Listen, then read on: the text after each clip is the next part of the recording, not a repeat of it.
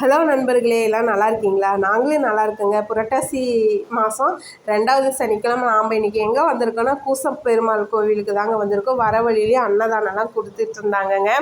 இதுதான் மலை உச்சியில் தான் வந்து பெருமாள் இருப்பார், தரிசனம் பண்ணுவாங்க.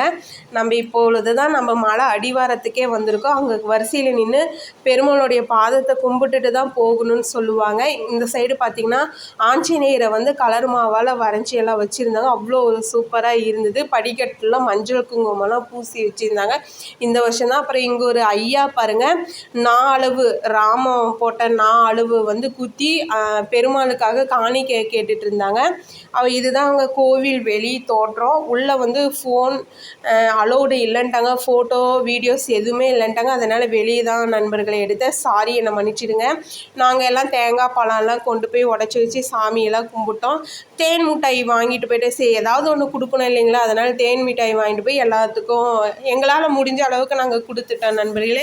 ஒரு அரை மணி நேரம் நல்லா ஃபேமிலியோடு உட்காந்து நல்லா ஜாலியாக பேசிக்கிட்டு சந்தோஷமாக இருந்துட்டு அப்புறமேட்டு கடவுளுக்கு நன்றி சொல்லிவிட்டு மலையை விட்டு இறங்க ஆரம்பிச்சிட்டோம். மலையில் வந்து மேலே இருந்து இறங்கும் போது பார்த்திங்கன்னா கல்லுக்கெல்லாம் கூராக தான் இருக்கும், படிக்கட்டுலாம் இல்லை. குழந்தைங்களாம் வச்சிட்டு இருக்கிறதுனால நாங்கள் பார்த்து பொறுமையாக தான் இறங்கி வந்துட்டு இருந்தோம். எல்லாம் வயசானவங்கெல்லாம் கூட்டிகிட்டு வந்திருக்கோம். அதனால் அவங்களெல்லாம் கையை பிடிச்சி தான் கூட்டிகிட்டு வந்தோம் மெதுவாக. இதுதான் எங்கள் ஏரியாங்க. உங்களுக்கெல்லாம் இந்த வியூலாம் பிடிச்சிருக்கான்னு பாருங்கள் நண்பர்களே. எங்களுக்கு ரொம்ப பிடிச்சிருக்கு. அதே மாதிரி 3வது வாரம் வந்தோம்னா ரொம்ப பயங்கரமாக கூட்ட நெரிசல்லாம் இருக்குங்கிறதுனால தான் நாங்கள் இந்த வாரம் 2வது கிழமையே நம்ம போய் பெருமாளுக்கு தேங்காய் பழம் மாற்றிட்டு வந்துடலாம். 3ஆம் கிழமை வந்து வீட்டில் வந்து படையல் வச்சு நாங்கள் விரதம் இருந்து மாலை நேரத்தில் வந்து வழிபடுவோம் அவருக்கு எல்லா பலகாரம்லாம் செஞ்சு நண்பர்களே. அதே மாதிரி மலையை விட்டு இறங்கி வந்துட்டோம். அன்னதானம் போட்டுட்டு இருந்தாங்க. குழந்தைங்களாம் பசிக்குதுன்னாங்க. அன்னதானமும் சாப்பிட்டு வெளியே வந்துட்டு சக்கரை பொங்கலும் கிடச்சிது, சாப்பிட்டோம் எல்லோரும் சேர்ந்து. அப்புறம் குழந்தைங்களாம் ஐஸ்கிரீம் வேணும்னு சொல்லிட்டு ஒரே ராவடி.